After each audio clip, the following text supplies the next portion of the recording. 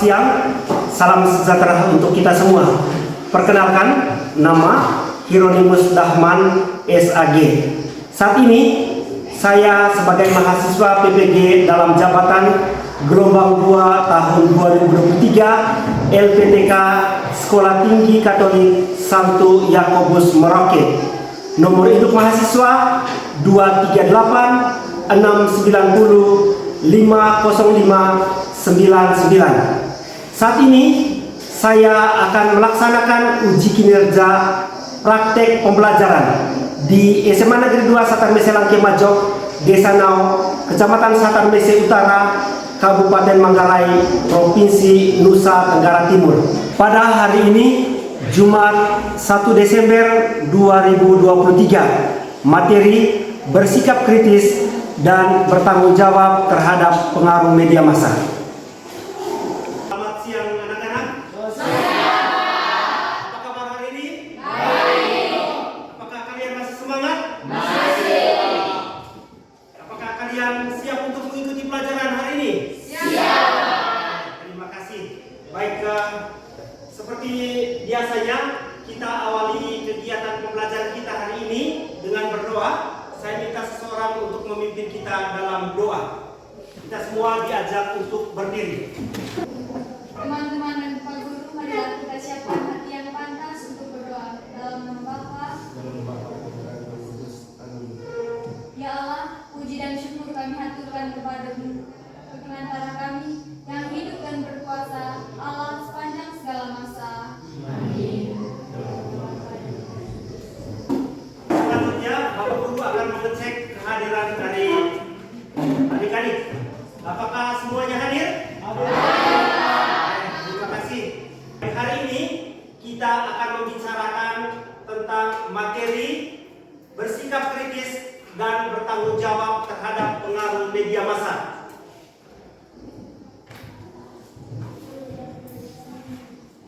Baik, sebelum kita melangkah ke pembelajaran kita hari ini, saya akan melemparkan beberapa pertanyaan pemantik. Pertanyaan yang pertama, pernahkah kalian menemukan dalam HP-mu berita hoax yang mengejutkan? Pernah. Baik. Bagaimana reaksimu terhadap berita tersebut sebelum kamu mengetahui bahwa berita itu hoax? Senang. Ya, terima kasih. Kita tepuk tangan dulu. Baik.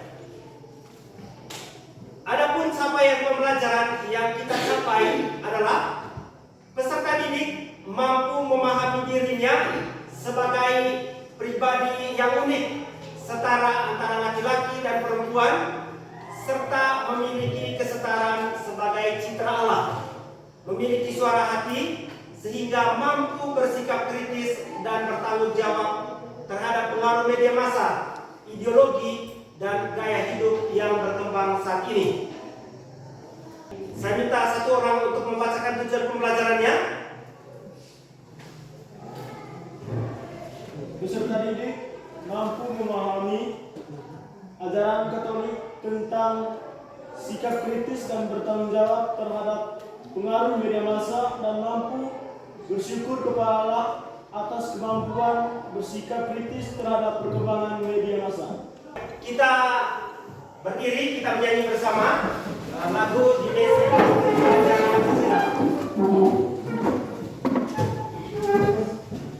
belajar sama-sama.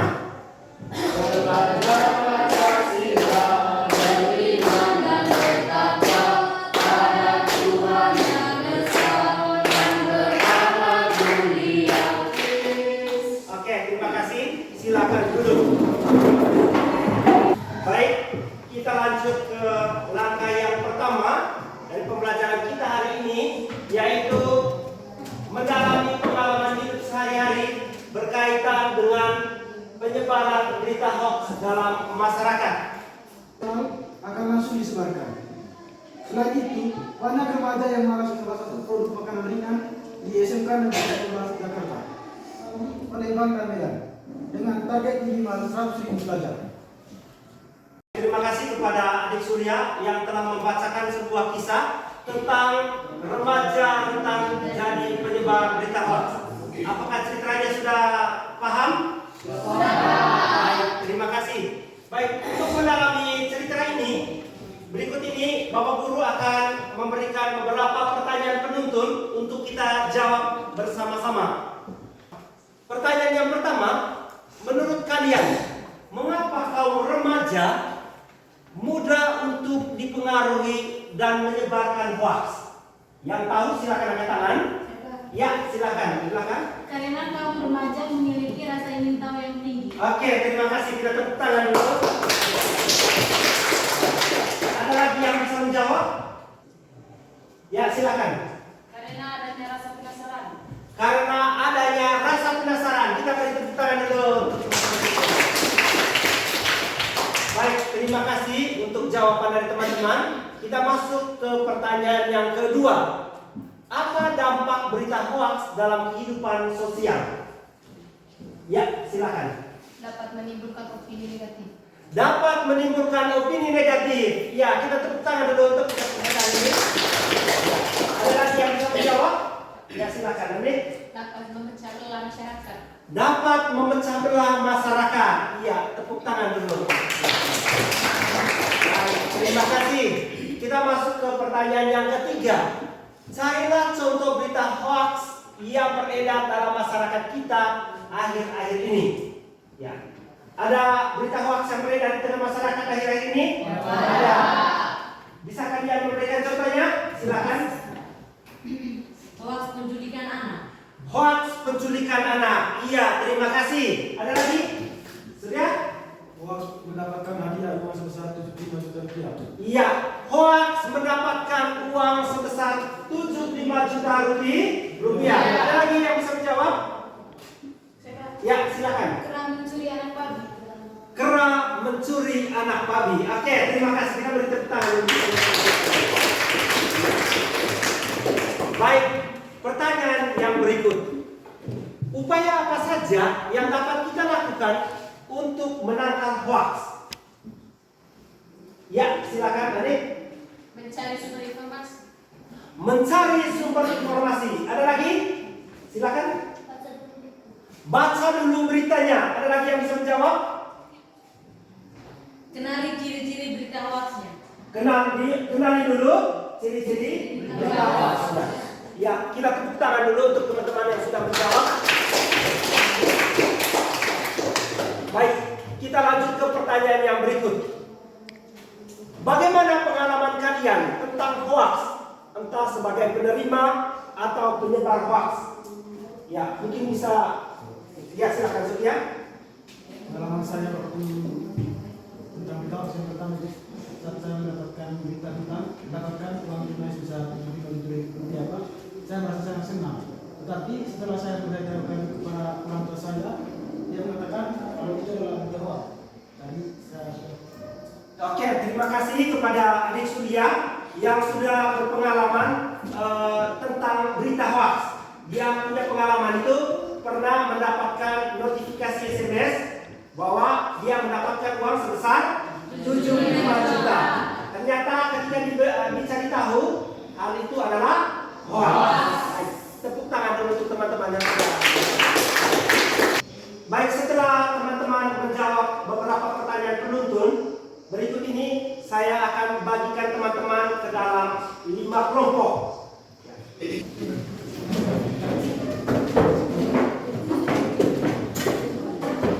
Jadi kalian sudah saya bagikan ke dalam 5 kelompok. Kelompok 1 dan 3 itu akan membicarakan tentang pengertian dan ya jenis-jenis media sosial. Yang kedua, kelompok yang ketiga dan 4 itu akan mencari informasi berkaitan dengan upaya-upaya yang dapat dilakukan untuk menghindari hoax. Sudah paham? Sudah paham. Ya, silakan kalian kerjakan soal-soal itu.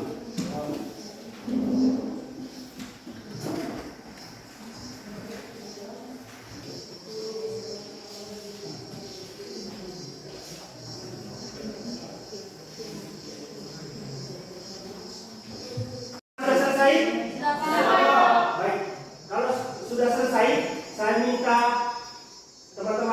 mempresentasikannya berdasarkan kelompok yang sudah dibagikan. Ya, kelompok 1 silakan mempresentasikan hasilnya. Pertanyaan nomor 1. Apa pengertian media dan jenis-jenisnya? Pengertian media massa. Media berasal dari bahasa Latin merupakan jamak dari medium. Secara harfiah berarti perantara atau pengantar dalam hal ini untuk menyalurkan pesan atau informasi. Dan jenis-jenisnya media massa cetak, media massa elektronik, dan media online.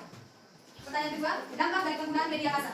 Dampak positif dari media massa adalah dapat memberikan informasi dengan cepat, sekaligus dipakai untuk menyimpan informasi, dapat dipakai untuk membangun sikap peduli antara satu dengan yang lain, dan dapat membangun relasi dengan segala sesuatu yang menandakan nilai keutamaan, ilmu pengetahuan dan teknologi. Sebaliknya, hendaklah mereka menghindari apa saja yang bagi diri mereka sendiri menyebabkan atau memungkinkan timbulnya kerugian rohani atau yang dapat membahayakan sesama karena contoh yang buruk atau menghalang-halangi tersebarnya informasi yang baik dan mendukung tersiarnya informasi yang buruk. Hal itu kebanyakan terjadi dengan memberikan hiburan kepada para penyelenggara yang memanfaatkan media itu karena alasan-alasan ekonomi semata-mata. Sekian presentasi dari kelompok kami ucapkan terima kasih. Baik, terima kasih kepada kelompok 1 yang telah mempresentasikan hasil diskusi mereka. Kita beri tepuk tangan dulu untuk mereka ya. Saya persilakan untuk kembali ke tempat duduk. Berikutnya saya persilakan kepada kelompok 4 dan 5 untuk mempresentasikan hasil diskusi. Apa kewajiban kaum muda dalam menyikapi dan menggunakan berbagai kemajuan media sosial maupun media elektronik? Jawabannya, kewajiban kaum muda dalam menyikapi dan menggunakan berbagai kemajuan media sosial maupun media elektronik adalah hendaknya para penerima, terutama di kalangan kaum muda, berusaha supaya dalam memakai upaya-upaya komunikasi sosial, mereka belajar mengendalikan diri dan menjaga ketertiban. Kecuali itu, hendaklah mereka berusaha memahami secara lebih mendalam apa yang mereka lihat dengan dengar baca. Hendaklah itu mereka bercakapan dengan para pendidik dan para ahli, dan dengan demikian mereka belajar memberi penilaian yang saksama. Pertanyaan kelima, apa kewajiban orang tua dalam menyikapi dan menggunakan berbagai kemajuan media sosial maupun media elektronik? Jawabannya, kewajiban orang tua dalam menyikapi dan menggunakan berbagai kemajuan media sosial maupun media elektronik adalah orang tua hendaknya menyadari sebagai kewajiban mereka menjaga dengan sungguh-sungguh supaya tayangan-tayangan, terbitan-terbitan tercetak dan lain sebagainya yang bertentangan dengan iman serta tata susila jangan sampai memasuki abang pintu rumah tangga, dan jangan sampai anak-anak menjumpainya di luar lingkup keluarga. Pertanyaan yang keenam, sikap kritis apa yang mau diajarkan oleh Yesus kepada kita berkaitan dengan media sosial dan media elektronik dewasa ini? Sikap kritis yang mau diajarkan oleh Yesus kepada kita berkaitan dengan media sosial maupun media elektronik adalah sikap Yesus ketika berhadapan dengan media massa. Ya, kita beri tepuk tangan dulu untuk kelompok ini. Saya persilakan teman-teman untuk kembali ke tempat duduknya. Terima kasih. Setelah teman-teman menjawab beberapa pertanyaan yang saya sudah berikan kepada teman-teman, baik, saya minta teman-teman untuk perhatikan di slide. Ya, kita lihat gambar itu, gambar 1, gambar 2, dan gambar 3. Setelah kita melihat gambar di dalam, kita lihat bersama-sama apa itu media sosial. Media berasal dari bahasa Latin, merupakan bentuk jamak dari medium. Secara harfiah berarti perantara atau pengantar. Dalam hal ini negatif dari media massa. Dapat positif, dapat memberikan informasi dengan cepat, sekaligus dipakai untuk menyimpan informasi. Yang kedua, dapat dipakai untuk membangun sikap peduli antara satu dengan yang lainnya. Yang ketiga, kita dengan mudah mendapatkan informasi. Yang keempat, dapat membangun relasi dengan lebih mudah. Dan yang terakhir, dalam hidup pendidikan, belanja dan lain-lain. Ya, contohnya ya kalau kita mau mencari ilmu, ya mencari sesuatu, kita bisa mencarinya di media sosial. Atau kalau kita mau belanja sesuatu, kita bisa pesan ke media sosial. Ya. Setelah itu kita lihat dampak negatif dari media massa. Selain dampak positif, ada dampak negatifnya. Dampak negatif dari media massa, yang pertama, berawal dari media sosial, sering terjadi tindak kejahatan seperti penipuan, pembunuhan, penculikan, dan lain-lain. Yang kedua, membuat orang menjadi susah bersosialisasi dengan dunia sekitarnya. Yang ketiga, situs media sosial akan membuat seseorang lebih mementingkan diri sendiri. Mereka menjadi tidak sadar akan lingkungan di sekitar mereka karena terlalu banyak menghabiskan waktu mereka dengan menggunakan internet. Dan yang ketiga, media sosial dapat membuat anak-anak remaja menjadi lalai dalam tugas dan kewajiban mereka. Sekarang ini banyak anak-anak yang lupa belajar sebagai tugas utama mereka. Lalu kita lihat upaya yang dapat dilakukan untuk menghindari hoax. Yang pertama, hati-hati dengan judul provokatif. Berita hoax sering menggunakan judul sensasional yang provokatif. Misalnya dengan langsung ikut serta dalam forum diskusi anti hoax. Baik, setelah kita mendalami pengalaman hidup dalam cerita tadi, berikut kita masuk ke langkah yang kedua, yaitu mendalami kitab suci dan ajaran-ajaran gereja. Beberapa teman untuk membacakan teks kitab suci. Murid-murid memetik gandum pada hari Sabat.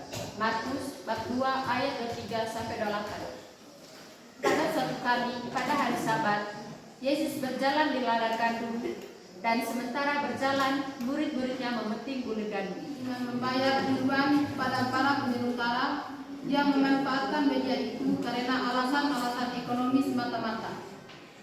Maka supaya para penerima itu mematuhi hukum moral, hendaklah memberikan atas hari Sabat. Terima kasih kepada adik-adik yang telah membacakan teks kitab suci. Kita masuk ke ajaran-ajaran gereja. Inter menirpika 9 kewajiban-kewajiban para pemakai media komunikasi. Kewajiban-kewajiban khusus mengikat semua penerima, yakni para pembaca. Selanjutnya, dalam dokumen gereja dan internet yang dirilis Dewan Kepausan untuk Komunikasi Sosial pada 22 Februari 2002 dijelaskan pokok berikut: gereja memandang sarana-sarana ini sebagai anugerah Allah sesuai rencana penyelenggaraan ilahi, dimaksudkan untuk menyatukan manusia dalam ikatan persaudaraan agar menjadi teman sekerja dalam rencana penyelamatannya. Hal tersebut tetap menjadi pandangan kami, dan itulah pandangan yang kami pegang tentang internet. Dan dalam dokumen ini juga ditegaskan bahwa media komunikasi sosial memberi manfaat penting dan keuntungan-keuntungan dari perspektif religius karena dapat dipakai sebagai sarana evangelisasi dan katekesi. Baik, terima kasih. Setelah kita melewati langkah yang kedua, sekarang ini kita memasuki langkah yang ketiga. Untuk langkah yang ketiga ini kita diminta untuk refleksi dan aksi. Untuk refleksinya, kita sama-sama untuk merenungkan sebuah kisah, yaitu curhatlah pada Tuhan, jangan di media sosial. Saya minta satu orang untuk membacakan teks ini. Curhatlah pada Tuhan, jangan di media sosial. Saat ini, ada banyak anak muda galau yang berlomba-lomba mengumbar persoalan hidupnya di media sosial. Mereka seperti haus perhatian dari orang lain, padahal mereka tidak saling kenal. Jika tak seorang pun mempedulikan status yang dibagikan di media sosial, terkadang mereka akan semakin frustasi. Apakah kamu juga sering curhat di media sosial? Tidak ada gunanya curhat di media sosial. Tidak akan ada orang yang benar-benar peduli kepada kita, bahkan untuk sekedar mendoakan. Curhatlah kepada keluarga, sahabat, atau kakak rohani kita. Sebab merekalah yang akan selalu mendukung kita dalam doa. Mereka jugalah yang akan memantau kehidupan kita, sehingga saat kita galau, merekalah yang akan menghibur. Jangan pula bertengkar dengan teman di media sosial.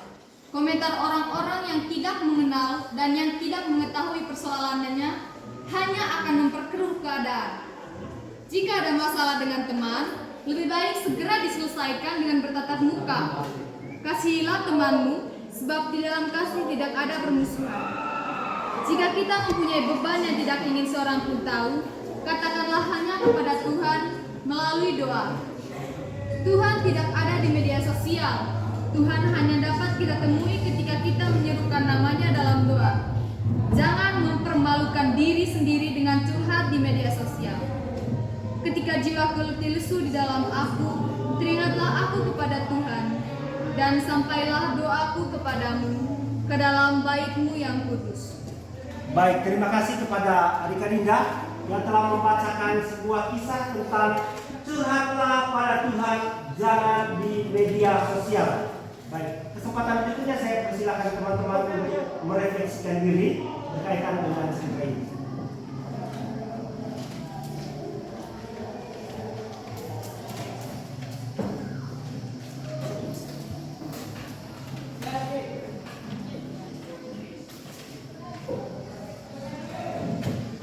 Baik, yang berikut aksi. Teman-teman saya bisa lihat di slide. Teman-teman diminta untuk membuat poster dengan tema Stop Berita Hoax. Apa temanya? Stop Berita Hoax.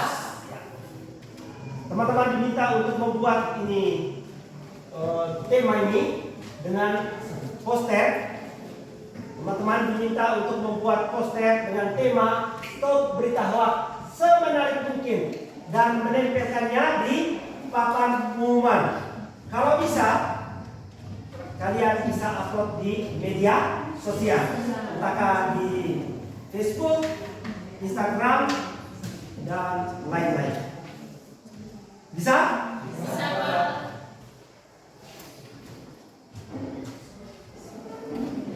Berikut kesimpulan.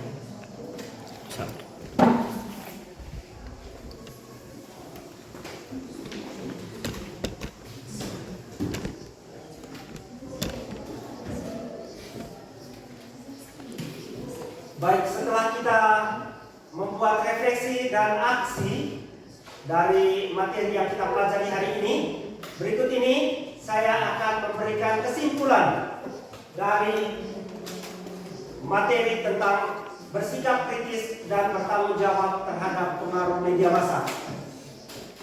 Sikap kritis berarti dapat memilah-milah mana yang negatif.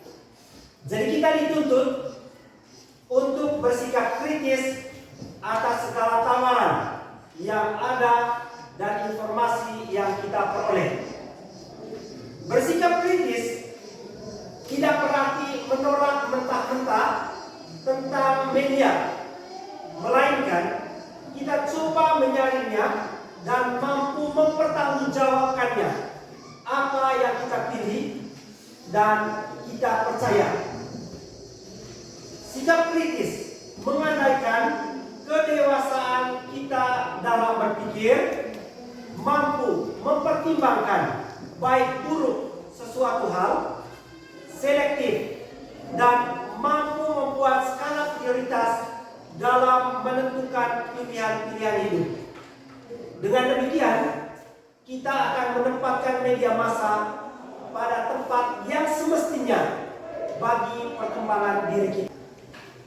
Baik, saya mau tanya teman-teman, apakah materi hari ini sudah paham? Sudah. Kalau sudah paham, saya akan tes kalian ini dengan beberapa soal. Saya minta kalian untuk selesaikan soal-soal berikut ini.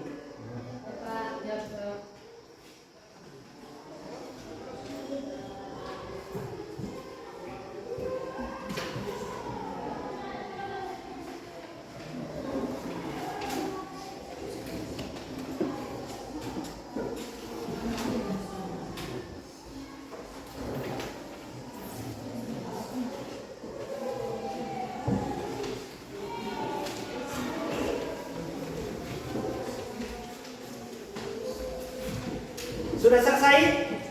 Sudah. Kalau sudah selesai, silakan kumpul.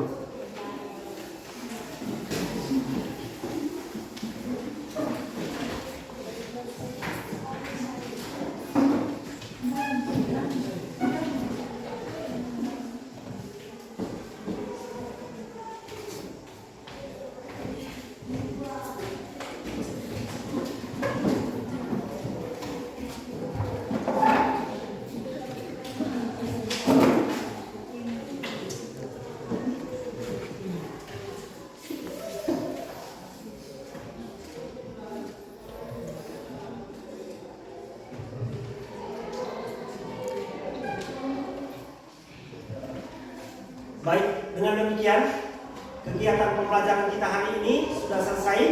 Saya mengucapkan terima kasih banyak kepada adik-adik yang telah berpartisipasi dalam kegiatan pembelajaran ini. Mudah-mudahan apa yang kita bicarakan pada hari ini dapat bermanfaat bagi adik-adik dalam kehidupan kalian di hari-hari yang akan datang. Pada tempat yang sama juga saya menyampaikan mohon maaf, mungkin ada kata, ada tingkah yang kurang berkenan dari saya. Dari hati yang paling dalam saya menyampaikan mohon maaf. Kita tutup kegiatan kita hari ini dengan doa. Saya mengajak teman-teman untuk berdiri dan berdoa.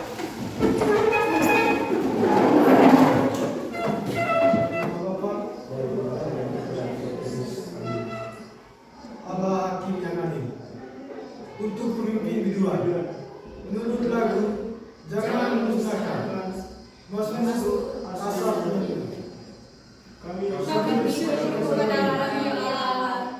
Kami bersyukur dan orang-orang yang menyerukan namamu, menceritakan perbuatan-perbuatanmu yang ajaib. Apabila aku menetapkan waktunya, aku sendiri akan menghakimi dengan kebenaran.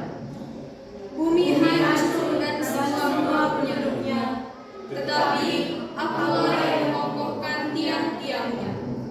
Aku berkata kepada perempuan, jangan keluar, dan kepada orang-orang fasik, jangan meninggalkan kamu.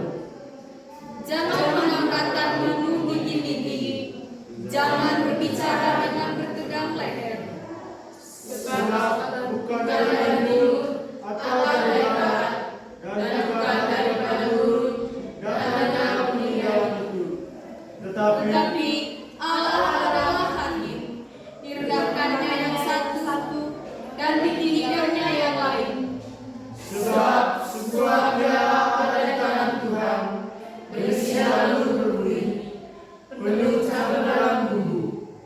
Ia menuangkan dari situ, sungguh ampasnya akan dihirup dan diminum oleh semua orang asing di bumi. Tetapi aku tak hendak bersorak-sorak untuk selama-lamanya. Aku hendak bermazmur bagi Allah aku. Segala orang-orang fasik akan dihancurkannya, tetapi kadang-kadang orang benar akan ditinggikan. Kemudian